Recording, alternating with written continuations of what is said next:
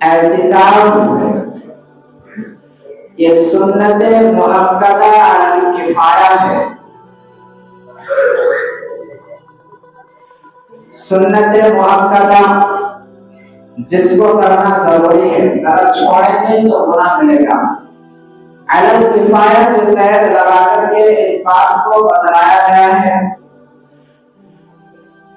کہ اگر بستی میں سے ایک آدمی بھی مسجد کے اندر اعتکاف میں بیٹھ گیا تو سارے محلے والوں سے یہ ذمہ داری ثابت ہو جائے گی. لیکن اگر محلے میں سے کوئی بھی نہ بیٹھا تو سارے کے سارے محلے والے گنہگار ہوں گے. یہی مطلب ہے سنت مؤکدہ علی کفایہ کا، کہ اگر بستی میں سے ایک آدمی بھی اعتکاف کے لیے بیٹھ جاتا ہے تو سارے بستی والوں سے ذمہ داری ثابت ہو جائے گی. لیکن اگر ایک آدمی بھی نہ بیٹھے تو سارے کے سارے بستی والے گنہگار ہوں گے.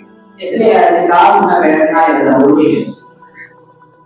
ابھی آپ حضرات کے سامنے جو سورۃ تلاوت کی گئی ہے اس کا شان نزول یہ ہے کہ اللہ کے رسول صلی اللہ علیہ وسلم ایک مرتبہ پچھلی امتوں کے واقعات کو ذکر کیا کہ پہلی امتوں میں ایک شخص ایسا تھا کہ جو 80 سال مسلسل اللہ تبارک و تعالیٰ کی عبادت کرتا رہا، پلک جھپکنے کے بعد بھی اس نے اللہ تبارک و تعالیٰ کی نافرمانی نہیں کی. یا اللہ کے رسول صلی اللہ علیہ وسلم نے ایک مجاہد کا تذکرہ کیا کہ جو 80 سال لگاتار اللہ تبارک و تعالیٰ کے راستے میں جہاد کرتا رہا، یہاں تک کہ جب سوتا تھا تو جب بھی وہ ہتھیاروں سے لیس رہا کرتا تھا، ہتھیار اتار کر کے نہیں رکھا کرتا تھا، ہر وقت تیار رہا کرتا تھا. تو صحابہ کرام رضی اللہ تعالیٰ عنہم اجمعین کی عادت تھی کہ جب بھی نیکی کا کام کے سامنے تذکرہ کیا جاتا تھا تو ان کے دلوں کے اندر شوق پیدا ہوا کرتا تھا کہ وہ لوگ ایسے تھے اور ہم کتنی پیچھے ہیں. تو صحابہ نے معلوم کیا کہ اللہ کے رسول صلی اللہ علیہ وسلم اور لوگوں کی عمریں بھی زیادہ تھی، وہ ہم سے زیادہ طاقتور تھے اور ان کو ہم سے زیادہ کام کاج بھی نہیں تھے، تو وہ تو ہم سے آگے بڑھ گئے، انہوں نے نیک اعمال زیادہ کیے ہیں لیکن ہم سے سبقت لے گئے اور ہم پیچھے رہ گئے. تو افسوس کرنے لگے. اللہ کے رسول صلی اللہ علیہ وسلم سے اس بات کو معلوم کرنے لگے کہ اب ہم کیا کریں. حضور اکرم صلی اللہ علیہ وسلم ابھی خاموش تھے کہ حضرت جبرائیل علیہ السلام وحی لے کر کے نازل ہوئے. چنانچہ سورہ قدر پوری کی پوری اسی وقت نازل ہوئی. انا انزلناہ فی لیلۃ القدر، کہ ہم نے قرآن کریم کو اس مبارک رات کے اندر نازل کیا ہے. اور پچھلے جمعے کو میں نے بتلایا تھا کہ جس کے نسبت قرآن کریم کے ساتھ ہو جاتی ہے تو اس کا مقام و مرتبہ اور بڑھ جاتا ہے. تو لیلۃ القدر کے اندر اللہ تبارک و تعالیٰ نے قرآن کریم کو نازل کیا ہے، تو اس کی اہمیت کا اندازہ اس سے لگایا جا سکتا ہے کہ جس کے نسبت قرآن کریم کی طرف ہو اس کا مقام و مرتبہ کس قدر بلند ہوگا. تو اللہ کے رسول صلی اللہ علیہ وسلم نے یہ سورت صحابہ کرام رضی اللہ تعالیٰ عنہم اجمعین کے سامنے پڑھ کر کے سنائی کہ انا انزلناہ فی لیلۃ القدر، کہ ہم نے اس قرآن کریم کو لیلۃ القدر کے اندر نازل کیا ہے. وما ادراک ما لیلۃ القدر، اور آپ کو کیا معلوم ہے کہ لیلۃ القدر کیا ہے. لیلۃ القدر یہ مبارک رات ہے. قدر کے معنی آتے ہیں عزت، احترام.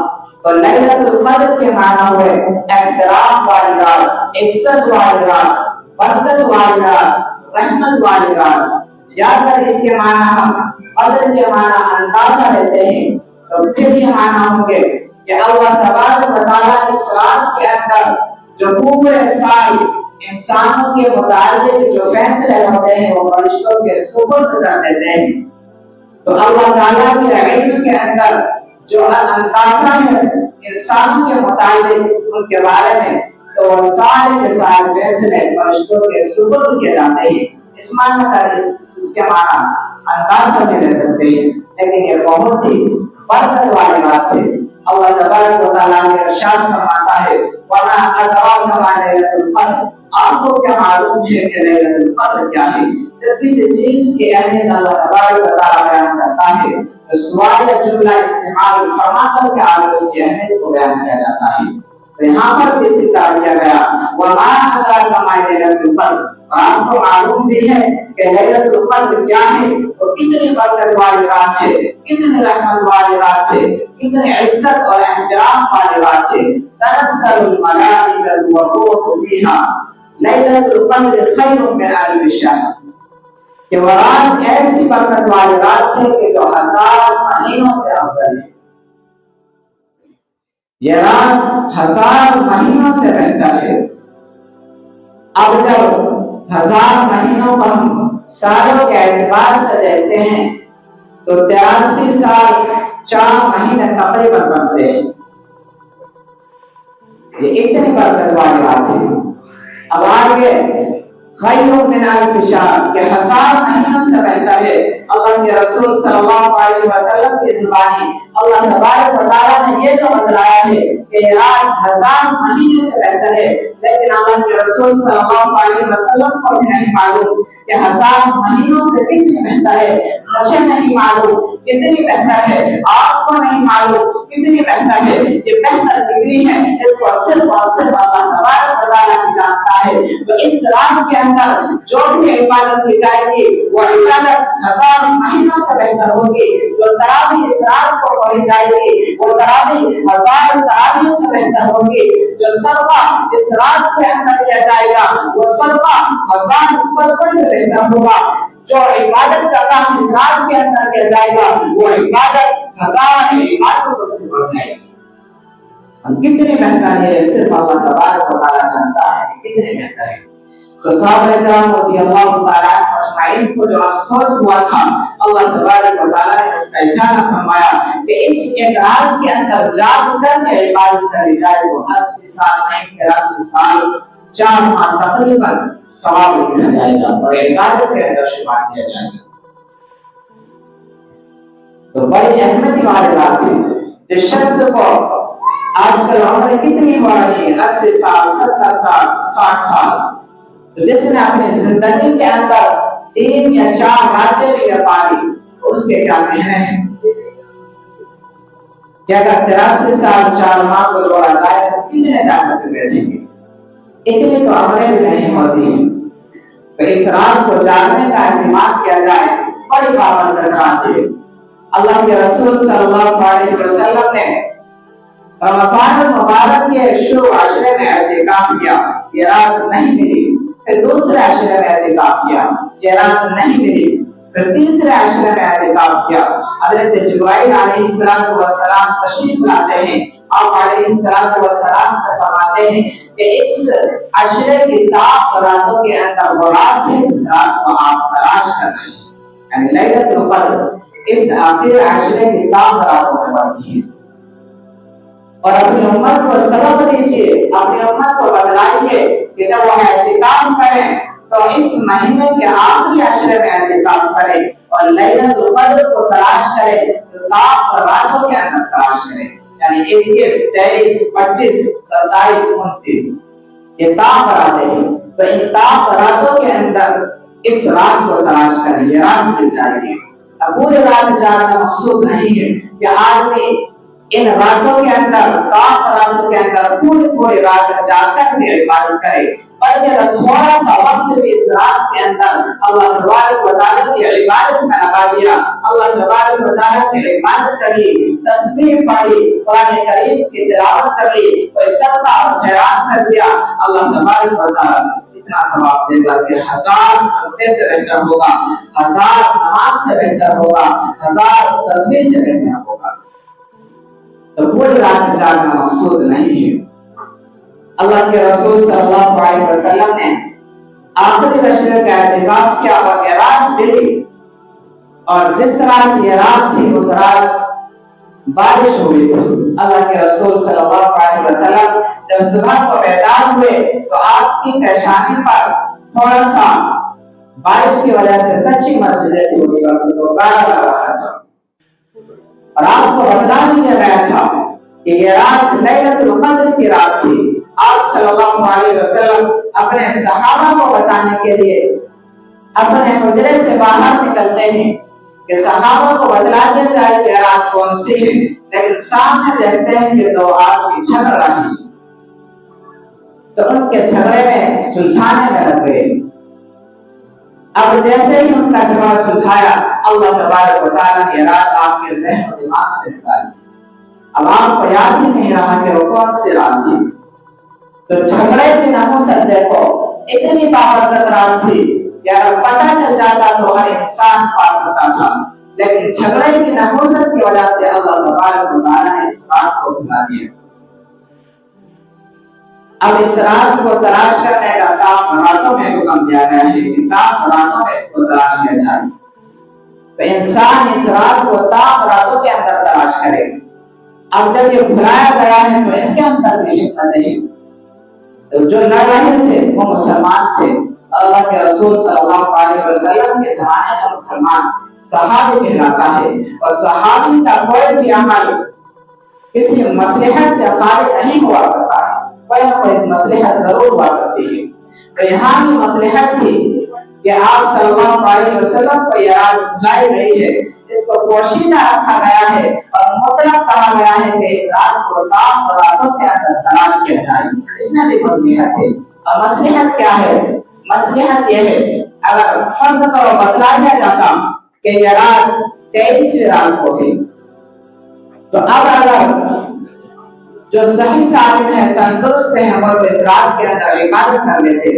اب خدا نہ خواستہ کوئی بیمار پڑ جاتا اور اتنا بیمار ہو جاتا کہ وہ نماز نہیں پڑھ سکتا تھا تو اس کو بڑا افسوس ہوتا، بڑا آسودہ حاصل ہوتا، بڑا اس کا دل غمگین ہوتا کہ میں کتنا محروم ہوں، کتنا بدبخت ہوں کہ مجھے یہ رات نصیب نہیں ہوئی. میں اس رات کو بیمار پڑنا تھا کہ میں اس رات کے اندر بیمار پڑ گیا، اس رات سے محروم ہو گیا. کتنا افسوس کرتا ہوں. جب بھلا دیا گیا تو اب یہ احتمال ہے کہ ہو سکتا ہے کہ 23ویں رات کو نہ ہو، 25ویں رات میں ہو سکتا ہے کہ 27ویں رات میں ہو سکتا ہے کہ 29ویں رات میں ہو. احتمال ہے. تو اب ان راتوں کے اندر جاگنے کا وہ اہتمام کرے گا، ان راتوں کو جاگ کر کے عبادت کرے گا. اور جب بتلا دیا جاتا کہ 23ویں شب میں بھی یہ رات پڑے گی، 23ویں شب کو ہی یہ رات ہے، تو باقی راتوں میں جاگنے کا اہتمام نہ کیا جاتا اور اپنا آپ کو بڑا محرومی والا مانتا کہ میں بڑا محروم ہوں، بڑا برباد ہوں کہ میں اس رات سے محروم رہ گیا. دوسری مصلحت یہ ہے کہ اگر یہ بتلا دیا جاتا کہ یہ رات فلاں رات میں ہے تو اس رات کے اندر اگر کوئی حضور صلی اللہ علیہ وسلم کا امتی گناہ کرتا، مثال کے طور پر کہ چوری کر لیتا یا زنا کر لیتا یا داغا زنی کر لیتا یا جھوٹ ہی بول لیتا، تو ایک تو عام رات ہے، اس رات کے اندر اگر جھوٹ بولا جائے تو وہ بھی ناجائز ہے، وہ بھی حرام ہے. لیکن اس رات کے اندر جو کہ احترام والی رات ہے، برکت والی رات ہے، یہ جانتے ہوئے بھی وہ جھوٹ بول رہا ہے، چوری کر رہا ہے، زنا کر رہا ہے، تو اس کا اس گناہ کی سزا گناہ بھی اور بڑھ جاتا. کیونکہ جب نیکیوں کا ثواب بڑھ رہا ہے تو گناہوں کا ثواب، گناہ کا عذاب بھی بڑھتا ہے، اس کی سزائیں بھی بڑھتی ہیں. تو اب اس کو اتنی ہی سزا ملتی ہے جتنا بڑا گناہ کر رہا ہے. لیکن اللہ تبارک و تعالیٰ نے حضور صلی اللہ علیہ وسلم کی امت پر بڑا رحم کیا ہے کہ اس امت کے گناہوں پر اس امت کو شرمندگی محسوس ہونے نہیں دی ہے، تو اس کو بھی چھپانا تھا. تو اس لیے اس رات کو پوشیدہ رکھا گیا ہے اور یہ کہا گیا ہے کہ اس رات کو تم تلاش کرو تو لیلۃ القدر کو تلاش کرو، تاک راتوں کے اندر تلاش کرو. تاک رات ہے 21، 23، 25، 27، 29. اب ان راتوں کے اندر آدمی جاگنے کا اہتمام کرے گا اور چاہے کوئی سی بھی رات کو پڑ جائے. جب حضور صلی اللہ علیہ وسلم کو بتایا گیا تھا تو صحابہ کرام رضی اللہ تعالیٰ عنہ اجمعین کہتے ہیں کہ ہمیں معلوم بھی ہو گیا تھا کہ وہ رات اس وقت 21ویں رات تھی. لیکن ہر سال 21ویں نہیں پڑھتے، بلکہ کبھی 21ویں، کبھی 23ویں، کبھی 25ویں، کبھی 27ویں، کبھی 29ویں، ہر سال یہ بدلتے رہتے ہیں۔ لیکن اللہ تبارک و تعالیٰ نے اس کو پوشیدہ رکھا، بنا دیا کہ اللہ کے رسول صلی اللہ علیہ وسلم کی امت ان راتوں کے اندر جاننے کا اہتمام کرے۔ اب جب اس کو یہ رات مل جائے گی، چاہے تھوڑی ہی دیر اس رات کے اندر عبادت کرے، اللہ تبارک و تعالیٰ اس کو ہزار باتوں سے زیادہ ثواب دینا ہے۔ اور کتنا بڑھائیں گے یہ صرف اللہ تبارک و تعالیٰ کے علم میں ہے۔ تو اس رات کی تلاشی کے اندر اعتکاف کیا جاتا ہے۔ تو جو اعتکاف میں بیٹھنے والے ہیں تو وہ خاص طور سے ان تاک راتوں کے اندر جاگنے کا اہتمام کرے، ان راتوں کے اندر اٹھ کر کے اللہ تبارک و تعالیٰ کی عبادتیں کرے، قرآن کریم کی تلاوت کرے، ذکر و اذکار کے اندر مشغول رہے۔ کیونکہ جب انسان اپنا سب کچھ چھوڑ کر کے اللہ تبارک و تعالیٰ کے دربار میں آیا ہے تو یہ سوچ کر کے آیا ہے کہ میں تیرے در کا بھکاری ہوں، تیرے در پر آیا ہوں، جب تک تو مجھے معاف نہیں کرے گا اس در سے نہیں جانے والا ہوں۔ تو اللہ تبارک و تعالیٰ نے رمضان کو 3 حصوں میں اسی وجہ سے تقسیم کیا ہے کہ پہلا عشرہ رحمت بنایا ہے، دوسرا عشرہ مغفرت اور تیسرا عشرہ جہنم سے چھٹکارے کا بنایا ہے۔ تو جو لوگ گنہگار ہوتے ہیں، گناہ ہر انسان سے صادق ہوتے ہیں، تو پہلے عشرے میں رحمت ملتی ہے، دوسرے عشرے میں مغفرت ہو جاتی ہے اور تیسرے عشرے میں جہنم سے چھٹکارا مل جاتا ہے۔ تو جو اعتکاف کرنے والے ہوتے ہیں وہ اللہ تبارک و تعالیٰ کے در پر آ کر کے پڑھتے ہیں، اللہ تبارک و تعالیٰ ان کو نوازتا ہے۔ المعتکف یعتکف الذنوب، جو اعتکاف میں بیٹھنے والا ہوتا ہے اس کے گناہ چھڑتے رہتے ہیں اور گناہوں سے پاک صاف ہوتا رہتا ہے۔ جو باہر بغیر اعتکاف کرنے والے ہیں، جو وہ نیک کام کر رہے ہیں، جنازے کی نماز میں شریک ہو رہے ہیں، یہ اعتکاف کرنے والا شریک نہیں ہو سکتا ہے۔ اللہ تبارک و تعالیٰ اس کو یہیں بیٹھے بیٹھے اس کا اجر و ثواب دے رہا ہے۔ اس لیے اعتکاف میں بیٹھنے کا بھی اہتمام کرے۔ اللہ تبارک و تعالیٰ ہم کی توفیق عطا فرمائے۔ وآخر دعوانا الحمدللہ۔